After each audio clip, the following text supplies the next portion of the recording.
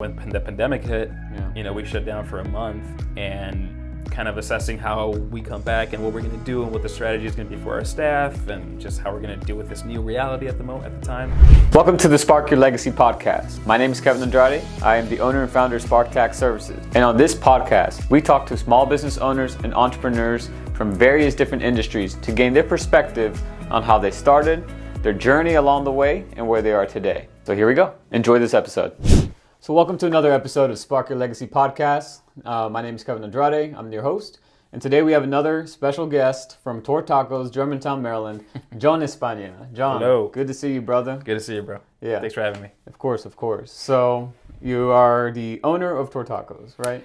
Yeah, I am one of the owners, one of the, co-owners, family business, but yeah, I'm the one right now holding it together. So You want to give a quick spiel of what is Tortacos? Yeah, Tortacos is a fast casual Mexican restaurant. We're not Tex-Mex, we're like Mex. Without the text. Without the Tex, exactly. Okay. What's the difference?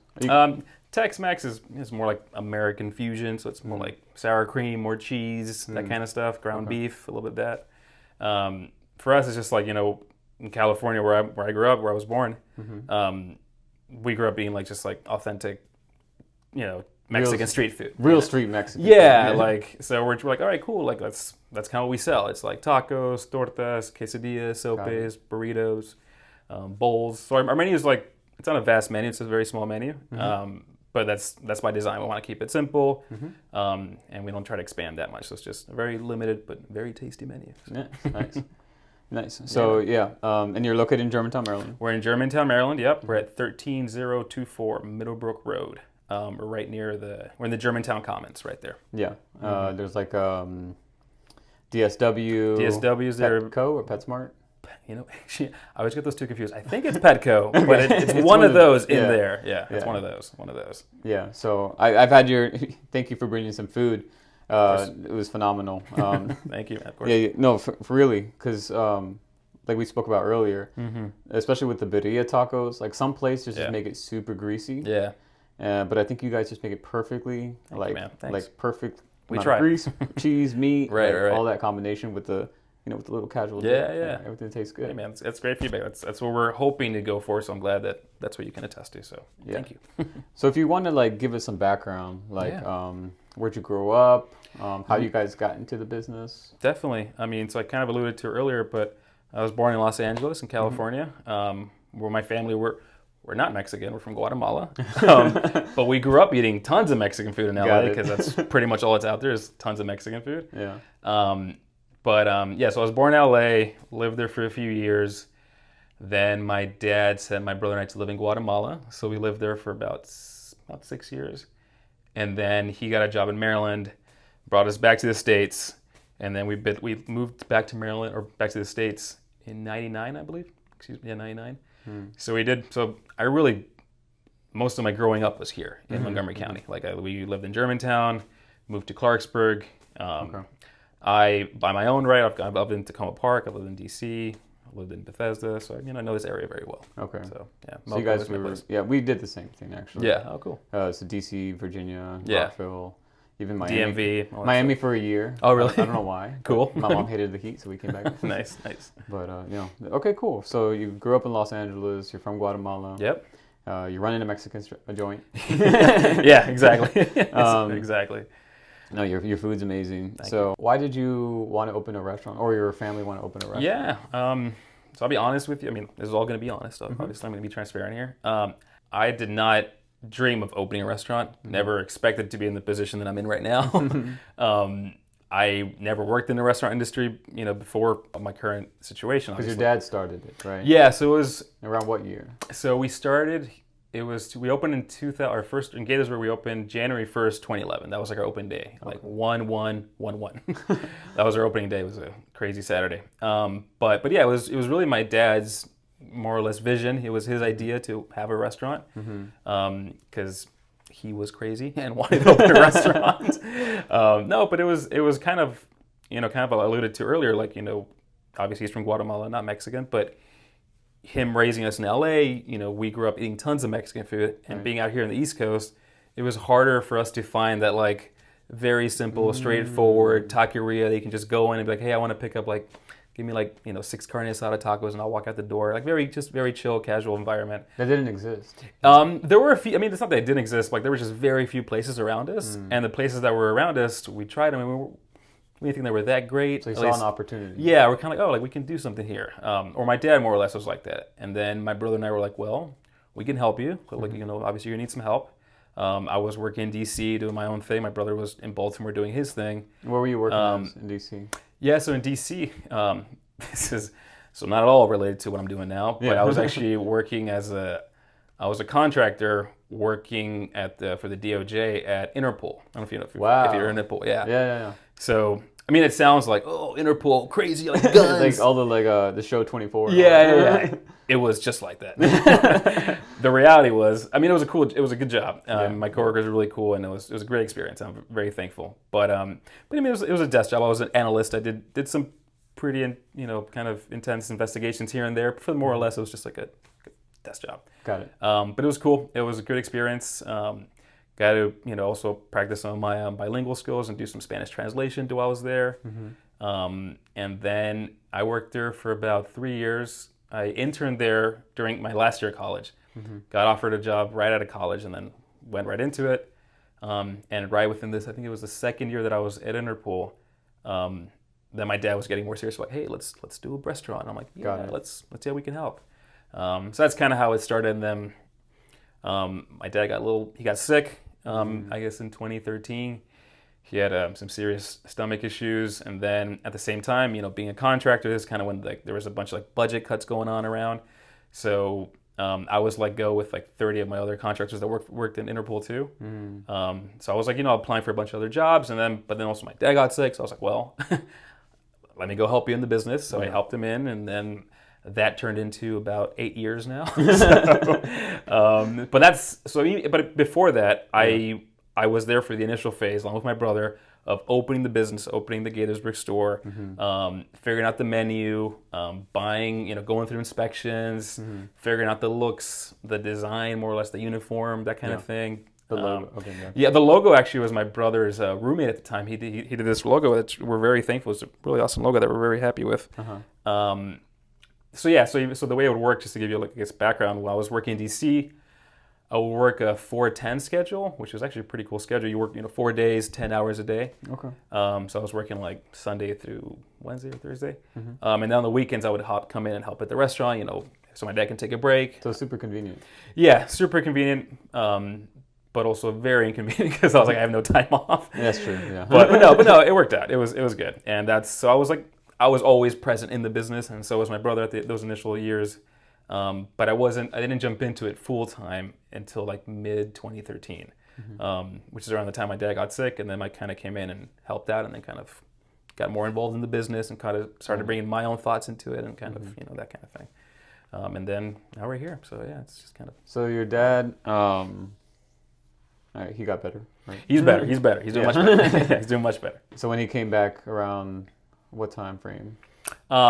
He came. Well, I guess he was really sick. July of 2013 is when I guess he had surgery. But he was back from recovery within 2 months. Okay. And then from when he came back, we're like, all right, let's keep at it. Let's keep going. And then about 3 years after that's when we opened our Germantown store. Got it. And so you guys have 2 locations. So we had 2. We have one now. Got it. So the pandemic kind of ate the first one, unfortunately. But I mean, things happen for a reason. I'm a strong believer in that kind of thing. And I think we're in a much better position now, focusing on one concept and one business and one location right now. And Germantown has been the one that I've been heavily focused on. So when we had both stores open, I would spend most of my time in Germantown. My dad would spend most of his time in Gaithersburg. So that's kind of how we balanced the work routine there. But yeah, it's just, Germantown has been kind of my focus, and that's the one that's going. So Right. So recently you told me that your dad retired. Yeah. And he just retired in November. Last year. Last year, yeah. Okay. And retired he's still working. He retired from the States. He moved back to his home country, Guatemala, to do whatever he can out there and like live out his life. Right. But he's not working here, but he's working in Guatemala, or trying to find something to do. Got it. Yeah. Trying to enjoy retirement. Trying to whatever that looks not like. really retiring. Yeah, exactly, but not as stressful, I guess. So he transitioned the business now to you. Now you're running the shop 100%. Yep, 100%. I mean, even before that, before his quote unquote retirement, I was heavily in the business. Like even with Germantown, I was kind of running the show. When the pandemic hit, we shut down for a month, and kind of assessing how we come back and what we're going to do and what the strategy is going to be for our staff and just how we're going to deal with this new reality at the time. How was that, by the way? Because I mean, restaurants were like the number one industry, I feel like, that were hit really, really hard. Definitely. You guys had to pivot. You guys had to figure things out. Yep. Like there was reports that I don't remember the exact percentage, but a significant amount of restaurants closed down in 2020 and 2021. Definitely. And it looks like one of your locations was part of that statistic. One of our locations took a hit. I mean, it was... So for us, I mean, to be honest, we closed the stores, both of them, I think it was end of March. So right when it was like peaking. And the shutdowns were coming down. We're kind of like, we just kind of freaked out. We're kind of like, this is unprecedented. We don't know what to do here. I just came back from my honeymoon with your cousin, actually. We had just came back from Costa Rica, and we're like, oh, reality just hit us. And like, we were not in like paradise anymore. Like, here's what's going on. So we decided, like, you know what? Let's just close it up. Let's, see what we can do for our employees, and then kind of assess what these next few weeks are going to look like. How was that decision made? Was it more of like a financial decision? Like, was it just not pulling in profits, or was it more of like time focused?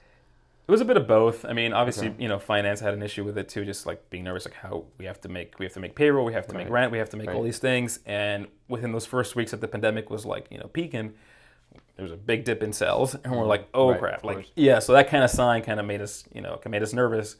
So we're like, you know what? And also just, I think one of our staff members was at risk. My dad was a bit at risk with the virus. So we're kind of like, everybody just go back to the corner. Let's assess, and then we'll come back when we think is like, the right time. And honestly, I think it was for the better, because it wasn't an easy decision.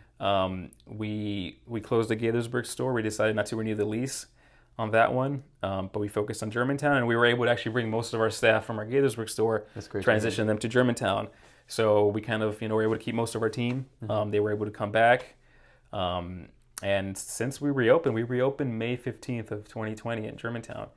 And we haven't slowed down since, man. It's been great. So this business has been picking up pretty well. It's been busy, yeah. I mean, I don't want to say the pandemic was like a good thing for us, but it was a surprising, outcome for us. We're like, oh, like, we're very busy. I mean, I think there was also a strong outreach for people to support like local businesses at the time. And, us thankfully being one of like the standout local businesses in the area. And we have like a pretty good loyal customer base. They were very willing to like support us, and like, whether it's ordering delivery or just doing curbside, whatever. And we're just trying to get the food out the door to customers and do whatever we needed to do. But yeah, that year afterwards, it was a pretty crazy year. The volume went up, and it was just crazy for everything. Absolutely, I can only imagine. Yeah, man, it was nuts. No, good for you guys for pivoting and thank you, making that tough decision. I'm sure that decision was very difficult at the time. It was tough, man. I mean, I like Gaithersburg. That was our OG spot. It was we called it the Orange Submarine, because it was like I'm kind of like, I don't see it as bad as Nero as this your office, like a little bit further down, but it was 1,000 square feet. We had enough chairs for like 20 people, but we had a lot of memories there. A lot of our customers, we knew a lot of customers would come there. We made a lot of friends there, and it was just a good time. It's like I remember like going back when we had leave the keys behind essentially for the place, and like kind of like taking off the decor and like taking off the sign. Like it was like a tearful moment. Like, oh man, like we started here, like, and but we had to say goodbye and move on, and we did. So yeah, that's how it went. So Tortacos. Where'd you guys come up with the name? Good question. So that was, that I'll give credit to my dad. That was his. So I don't know if you ever had. Do you know what tortas are? Like a torta, like tortillas. Well, tortillas, obviously a tortilla. Like, and do you know what a torta is? Like a sandwich. Is it like a big, like a sandwich? Yeah, like pretty much oversized quesadilla.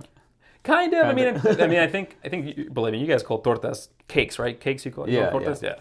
I went to Mexico recently. Oh, okay.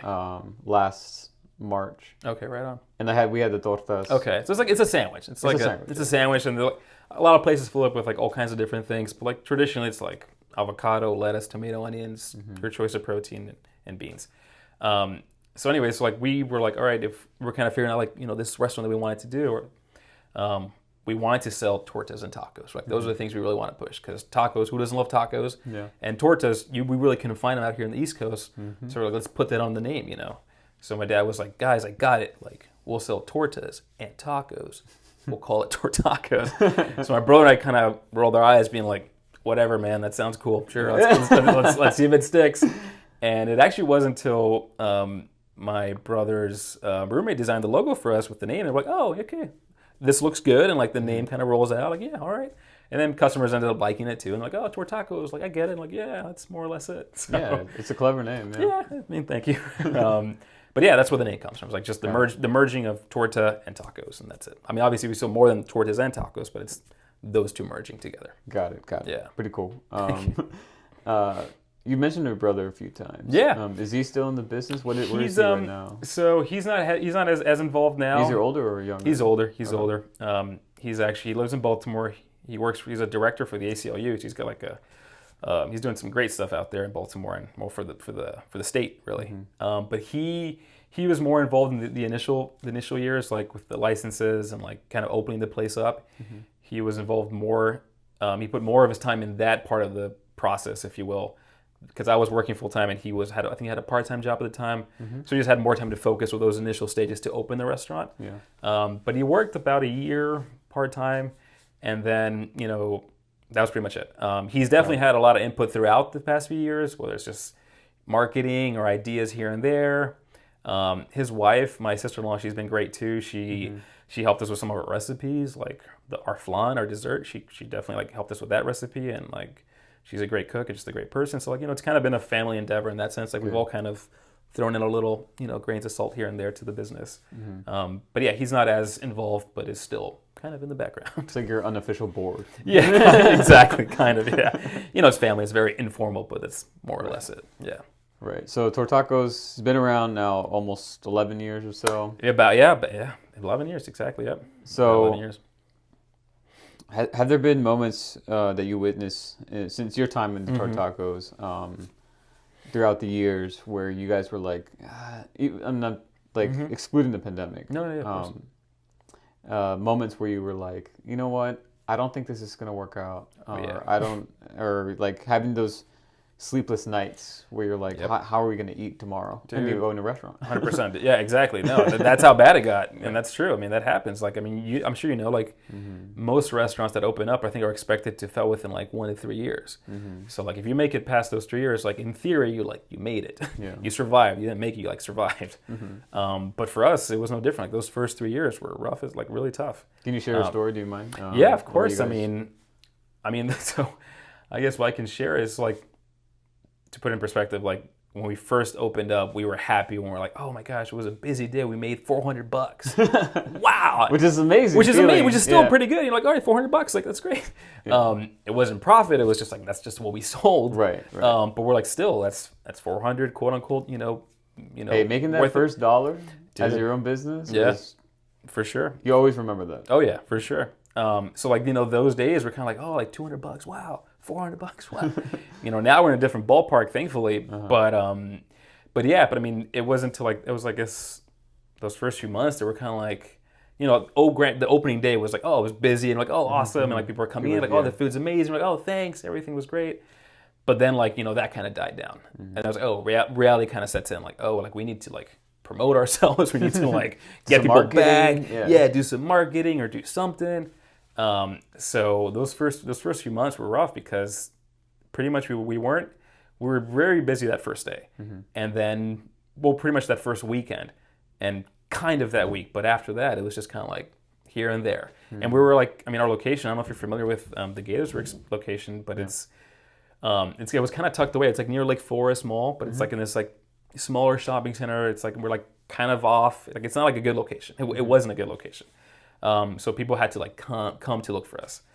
So, but yeah, I mean, it was definitely a struggle. Like this first few years, like to the point that we're like, we're in the red for a while. with my job in DC, I had to like, I had to put some of my own money to like Into the business. pay for some of the bills, whether it's covering for rent for the business, like that kind of thing. It kind of got to that point where I was like, hey, I need to get into my pocket too. I guess throw it into the business because there's no money coming into it, So that's how bad it got. I mean, same with my dad. We had to like sell some things he didn't want to sell, perhaps to like cover some expenses for those first few months and first few years. My uncle actually, he got involved with the business too, and he helped finance some of those more struggling years, if you will. He kind of backed us up a bit there too, and he's been a great an angel investor. Yeah, kind of essentially. Yeah, he's been a great help to us too, and even with our Germantown location, he helped us out to open that one really. So yeah, I mean, it's still not easy. Like every day, it still brings up a challenge. Yeah. But those first few years were very rocky, very rocky. Yeah. So it's okay. Like that is, I hear that story where you just said, and it's very common. Very common. Yep. And a lot of people, like you mentioned the statistic of like if you make it past the 3 years, in the restaurant industry, like you're there. Right. You're surviving. Yeah, exactly. You survive. Exactly. A lot of people would start with those 6 months and just quit. Yeah. A lot of people, even the first year, 2 years, 3 years. Oh yeah. And it takes time to build rapport and it takes a lot of time, dude. And like for us, I mean, like to your point, within 6 months, like, excuse me, I remember my dad being like, I don't know if this was the right idea. And my brother and I were in the background being like, you know what? I don't think it was. We don't think it was either because we told you not to do this. Like a restaurant industry is like, it's intense, man. Like you have to be super passionate. You have to be very involved, and you kind of have to be ready to kind of put your family aside because it's a very time-consuming business, So it got to the point those first few months. I mean, I would argue the first 3 years in general were just tough. That question of like, do we close? Do we just like what do we do here? Like we're not making any money. How often did that come up? Numerous times a year, like unfortunately. I mean, that was for the first few years. It was like that. It was just a struggle. Like. What made you guys want to stick through it? What made you guys like? Is it like, oh, this is what my vision is. Just be patient with me. Just we're gonna. It was a bit of that, man. Honestly, it was a good chunk of that. It was just us being like, no, like, because we were very confident in our product. We weren't that confident in ourselves. Like we know what we're selling is great, and like it's very tasty, and like we know we're putting a lot of heart and love into it. Like we know this is like our product is good. Yeah. We as business people, we're like, we're not sure if we're the right fit for this type of thing. So that's more where like that kind of struggle would come. But we never doubted our food or our product. But it was also just, customers coming in and being like, I love your food. Like, I'm from California too. Like, I'm so glad you guys exist. Like, oh, like, and it's just hearing those kind of like, stories. And those would happen like numerous times a week. It wasn't just like here and there. It was like, it would happen pretty often. That were kind of like, oh, okay, we do have something. Like, all right, let's keep it going, So we would do whatever we can to cover the overhead and get through it. We had a great team too with those first few years. And yeah, it was just more it was kind of like, I guess deep down just knowing that like, no, like we can't just walk away from this just now. We're building something. Yeah. Something's going on, especially with like customers' words of encouragement. Yeah, exactly, man. Like something's brewing here. Like I'm not saying it's like the most special thing, but it's like, something that demands more attention that perhaps we're willing to give it, And thankfully, I think, that's where we're at now. It's been, like you said, it's been 11 years, which is, I literally, I can't believe it's been 11 years. Because I still think back on those first few years, just how much of a struggle it's been, and it still is. But yeah, I mean, what kept us going was just that. It was just, deep down kind of having that, or just feeling that, and then getting that really good customer feedback, whether it's customers directly walking in, being like, telling us how good the food was or the experience was, or like really good Yelp reviews, Google reviews. So like, that kind of thing helped for us to keep it going, So you mentioned that you still have like daily struggles. So what are some struggles that like, if you compare something like before when you first opened to like today's struggles, like what can you give me an example? Yeah, I mean, I see so when we first opened, it was a very small team of people. I think we had like 3 to 4 employees. Okay. Now we're at 12. And so like juggling, so it's more like the people part that's a little stressful. Okay. Because, business, at least, and this is just my opinion, but like what I think of business really is at the end of the day, if it's a business with employees and like other people involved, it's a balance of like personalities. Because you're asking a bunch of people, it's just like, be in the same pot and put out the same product, you know. But everybody, you're different than me. I'm different than you. Like we all have different vibes and different things and different interests. And then like asking those people to like work together and communicate. And that's like that. Our team is awesome. Like our team is great. You know, but here and there you do have some issues where like, you know, miscommunication or some people just, you know, miss each other or whatever. And then like I'm a very non-confrontational person. And really? I say, yeah. You're very friendly. You're very like, you know, got the charisma. Yeah, I mean, thank you. But I just like your cousin. I despise confrontation. Like I'm, you know, if I have to, I'll step up. But like I'm not like let me deal with this type of thing. Yeah. But you know, so that's been more of my issue with the business. It's just, but I mean, I guess I don't know if that's just what growing looks like or whatever. But it's just for me, that's been where most of my stress has been coming from. It's just like. Managing people, and like I mean, thankfully, like I said once again, like our team is phenomenal. Like without our team, we wouldn't be where we're at right now. And like, you know, it's all for them. Like these guys are awesome. We have a great team, but like you know, like you said, here and there, sometimes some people will miss each other, and then like having to like come in and like kind of deal with the customers, or deal with the employees, and scheduling can be a nightmare. And so that the people part is a little bit burdensome. But, and then, like I said, comparing back to when we first started, it was just like, you know, me, my dad, my brother working the register, and like 3 other dudes in the back, and then we all got along, and it was a very easy, small team. But now you have more people, and it's like, all right, it's still relatively, you know, the same, but it's just having to balance that. Got it. So I would say that's more of, you know, my personal, I guess, struggle with the business, but. All right. It is, but it's much better than what the issues were in the beginning. Definitely. We weren't like, how are we going to like pay for these guacamoles or avocados? You know, it's just like now we're like doing better, doing much better in that sense. But yeah, I mean, every day has a struggle. Like just to give you even just an example today. Yeah. Yesterday, one of our fridges went bust, and like we're like, oh crap, like we have to, and it was full of food, so we had to like move all our food to like our walk-in cooler, and like I had to like call some guy like, hey, when can you come fix this thing for us? You know, so like things like that happen, like where like something like a machine breaks or whatever, or one of your guys calls out, or you have a, I don't know, a catering that like just a huge can that just shows up out of nowhere. You're like, oh, it's like, you know, these things kind of happen. But I mean, it keeps you on your toes. It's a living, breathing thing. Like the restaurant industry, like our business. This is like your child. Like it's a child, dude. Exactly. Like you have to raise this thing, you have to feed this thing, you have to like care for it, like show it love and like attention and everything, and make sure everything's discipline. Okay. Discipline when you have to, for sure. Which I don't like to do, but sometimes you have to, I guess. But yeah, that's been a struggle. So like, where are you now? As far as like the workload, so. You've taken over the restaurant. Are you in there every day? Are you putting 100 hours a week? Like, yeah. Well, I mean, I'll be honest with you. Like those now, personally, I'm in a better position with my time. You know, go back pre-pandemic, I was easily working like 85 hours a week. Wow. Like it was just, and I was paying myself for 40. So it was like, you know, it was a lot.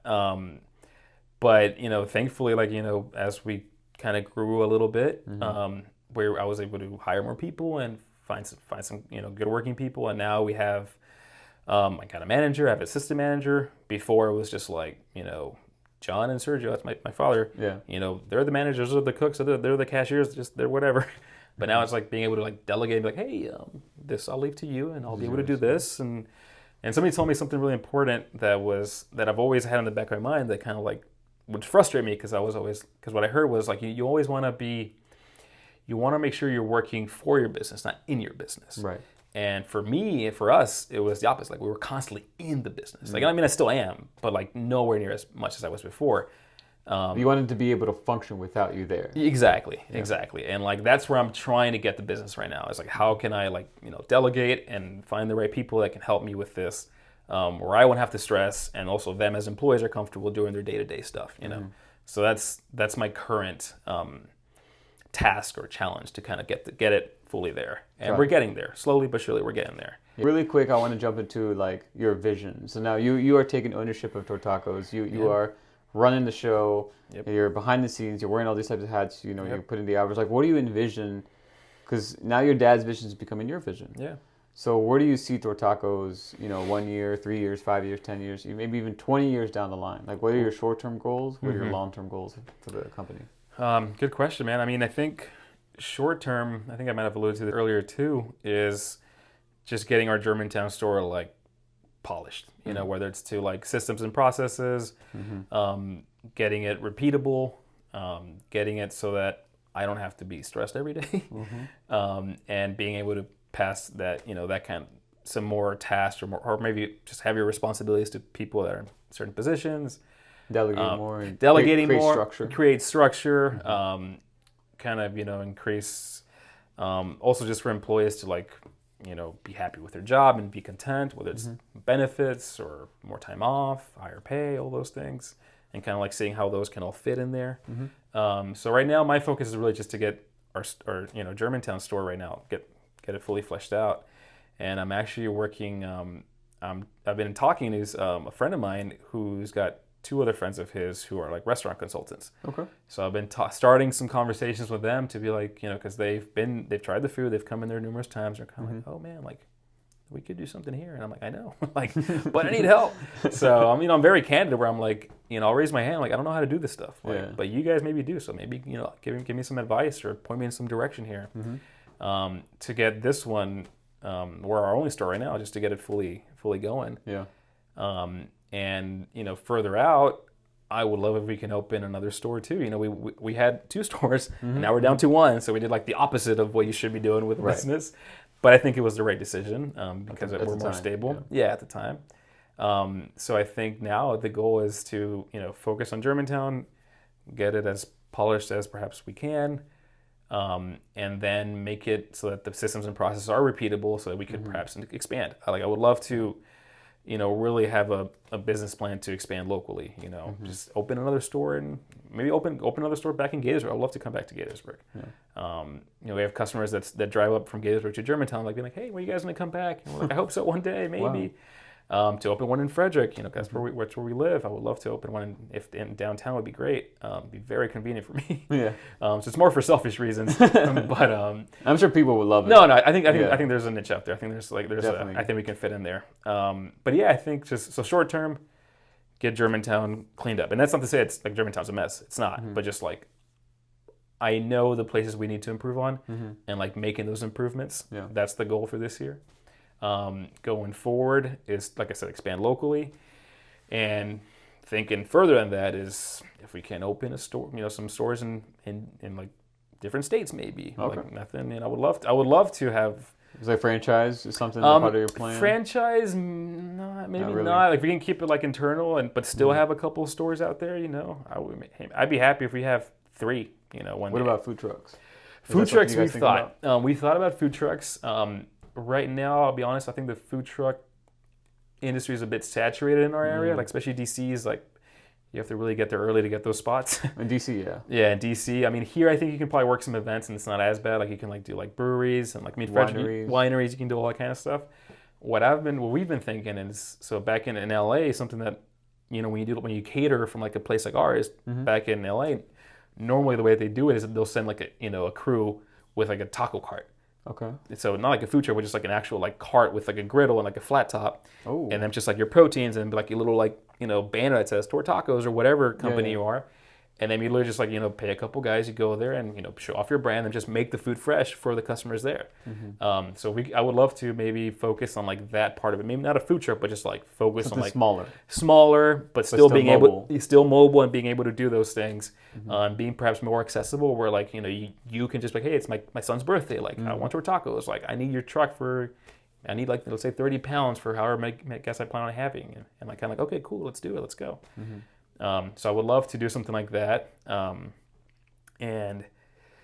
yeah, I mean, food trucks, I won't say no, not to food trucks, but I'm thinking more of that than actual food trucks. It's more like a mobile catering type of taco Is that just an idea right now, or is this something? It's just an idea. Okay. I'll be honest, I'm not fully working on it yet, because there's a bunch of other stuff I'm doing. Sure. But that's in the back. You know, it's in there. So yeah, so I think I don't know if I gave you a generic answer of like expanding, but that is the real. You have ideas. We have ideas. You know, we have things that we're going to try, or I'm willing to at least try. And if they don't work, they don't work. And if they do, great. So, but yeah, I would love to. I mean, my main goal is to get this one just nice. Yeah. You know, whether it's, you know, profitability is one thing, but if it's just like consistent and I know exactly what's happening, and it's like a same routine. Yeah. That's what we need, because once we get those systems and processes to be repeatable, then it's just like, okay, like raising capital to expand, and then having the same formula in that spot. Yep. So it's just more like creating that formula right now. You say formula restaurants, like immediately think plankton. Yeah. Exactly. Very nice. But yeah. So yeah, that's the goal. That's I think that's the main goal right now. Is expanding locally, really, if we can. That's awesome. You gotta have goals and ambitions, right? Yeah, man. That's what keeps us going. Even if you don't reach the exact goals you wanted, like you're still better off trying to attain them. Yep. There's nothing wrong with dreaming and just looking out, and seeing what you can really catch, and being aware of what's actually in front of you, and not you don't want to go too far either. And just being realistic with yourself and your situation, and then seeing what you can do. So shoot for the stars, bro. Shoot for the stars. That's it. Let's go, man. That's right. So this is one question we ask every person we interview, just trying to get some feedback from you to those that maybe are thinking about starting to open up their own restaurant or just becoming an entrepreneur in general. Right. Because it is daunting. It is kind of terrifying, going from your consistent paycheck job to entrepreneurs. Like, people think entrepreneurs like, oh, you make your own hours, you do schedule, your own thing, like you're on your own boss. Yeah. But there's so much more, like your hours double pretty much. Yeah. Like the stress is double. Like the stress, the pressure, just like it's all on you. Exactly. And like, yeah. So like, but there is pros to it. It's not all bad. Definitely. I mean, I've accepted it. Like I'm still going for it. It's like because to your point, there's definitely some positivity to it for sure. So, what are 3 key pieces of advice you would give to an entrepreneur or someone who's trying to open up their restaurant? 3 key pieces. Obviously, I'm just speaking personally here. It's just my opinion here based on what I've gone through. But I will say that doing something as a team, because right now something that's kind of my own issue with the business is I kind of feel a bit isolated. Excuse me, because before it was my dad and I, and it was.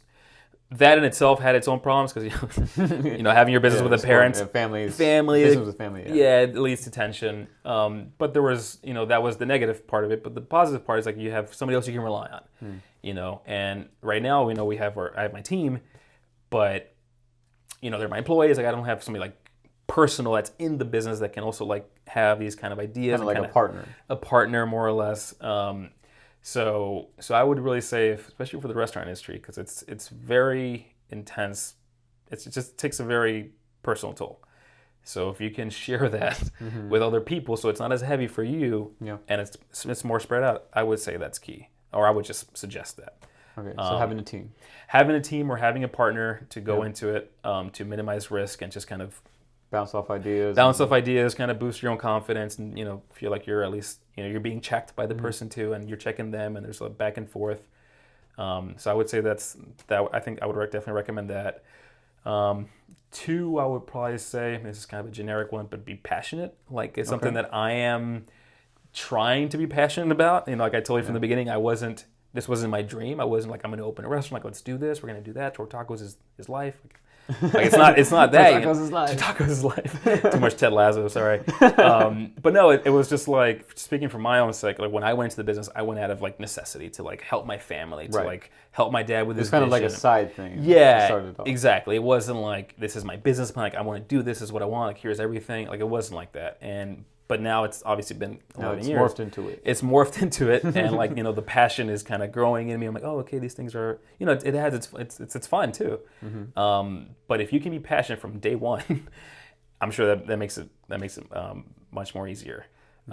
So I would say number 2, be passionate, or at least find some passion and then focus on that passion. And see what business or what comes out of your passion. Yeah.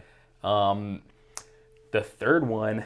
I don't know. Honestly, the only thing I can say is that stood out to me that I said earlier is what I heard where I heard this that phrase. People were like, whatever it is that you do, especially when it comes to business, you want to make sure you're working for it, not in it. Like So I would also recommend that. Like, be careful creating a business that's going to pull you fully in. Like you want to be invested, obviously. Yeah. But you want to be able to have a third person perspective of your business. So I would say third is, being, to your point, being independent, but also being able to know how to manage that independence, which is to really like have that third person view of the business and not that first person view, because it's really hard for you to see. And that's very, very difficult, especially starting out. Very hard, dude. Very hard. Yeah. And like it's something that like I'm just getting a taste of right now, to be honest.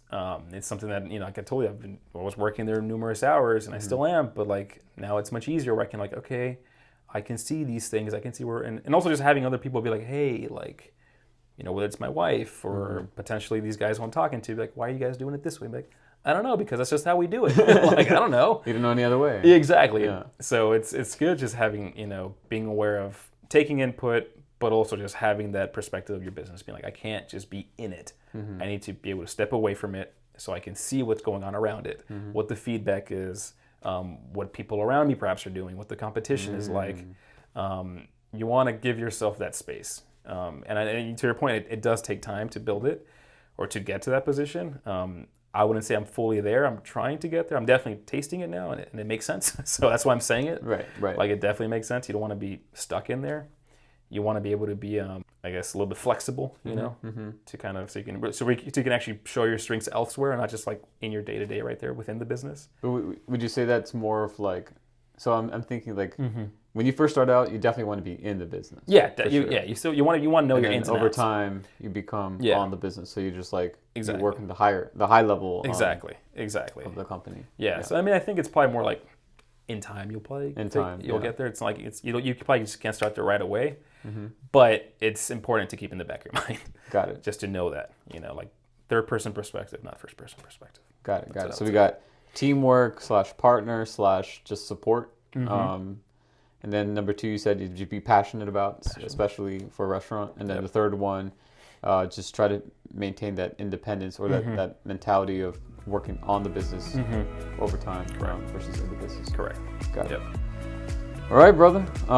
Thank you so much for coming out. Thank you, man. Thank you. Tortacos is fucking awesome. Thank you. I got you some stuff. What'd you get me? Tacos? I did, because at Tortacos we make tacos. I got you some swag. I got you some hat. Thank you, brother. Thank you. So you should wear that actually when you come into the restaurant one day and just confuse my staff and be like, "The hell?" Because only we have these hats. Yeah, this is new era. Yeah, exactly. This is like official. Yeah, it's legit. So thank you, brother. So of course, man. And then I got you some birria tacos, some chips and guac for you to have later whenever you choose to have. Thank you, brother. But of course, man. Appreciate that. No, hey, thank you for the time, dude. When you reached out, I was like, of course, definitely. Like it sounds great. And whatever we can to get our story out there, of course. Of course, man. Wish nothing but the best for you, Thank for you, Gabby, likewise. for Tortacos. Thank you. And go out there and spark your legs. Thank you, brother. You too, man. You too. If you like this episode, make sure you subscribe to follow for more content and for our future episodes. Thank you. Because if you just constantly have a first-person view, which is what we've had for a long time, it makes it hard for you to see what's actually going on around your business. Because you're just yeah. Those floors better be clean, dude. I thought he came through already. I know. You guys must be dirty as hell out there, dude. Eating cookies out there, dude.